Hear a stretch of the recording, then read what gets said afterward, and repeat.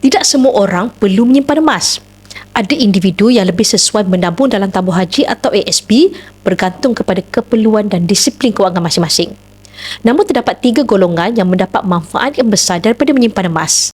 Golongan pertama, mereka yang suka menabung. Kerja bertahun-tahun tetapi tiada simpanan kecemasan walaupun 3 bulan gaji. Setiap kali cuba menabung, duit bocor semula. Jadi untuk golongan ini, akaun emas gap adalah penyelesaian yang paling sesuai. Menabung secara automatik tanpa perlu disiplin luar biasa. Sedikit demi sedikit, grab emas terkumpul dan akhirnya menjadi simpanan sebenar yang tidak mudah bocor. Golongan kedua, mereka yang rajin menabung tetapi hanya di ASB atau tabung haji. Masalahnya, simpanan mereka perlahan-lahan susut nilai akibat inflasi dan kejatuhan ringgit. Walaupun jumlahnya bertambah, kuasa beli makin turun. Jadi untuk simpanan jangka panjang, emas adalah pelindung nilai yang lebih berkesan. Tinggalkan dana kecemasan 3 bulan gaji dalam ASB atau tabung haji dan selebihnya anda boleh bekukan dalam bentuk emas. Golongan ketiga, mereka yang sudah kaya tetapi tiada tabungan emas. Kekayaan tanpa emas ibarat kapal mewah tanpa lifeboat.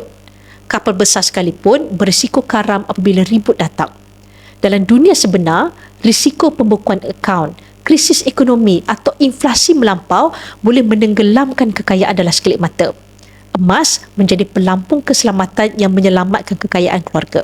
Inilah sebabnya pakar kewangan menyarankan sekurang-kurangnya 10% kekayaan disimpan dalam bentuk emas.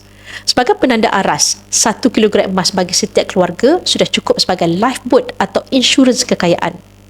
Kita sentiasa berharap kepada yang terbaik, tetapi orang bijak sentiasa bersedia untuk kemungkinan terburuk. Bagi yang ingin memulakan simpanan emas bersama Public Gold, anda boleh isi borang sign up untuk saya bantu anda daftar sebagai ahli dan bimbing anda dalam cara dan langkah-langkah simpanan emas yang terbaik untuk anda.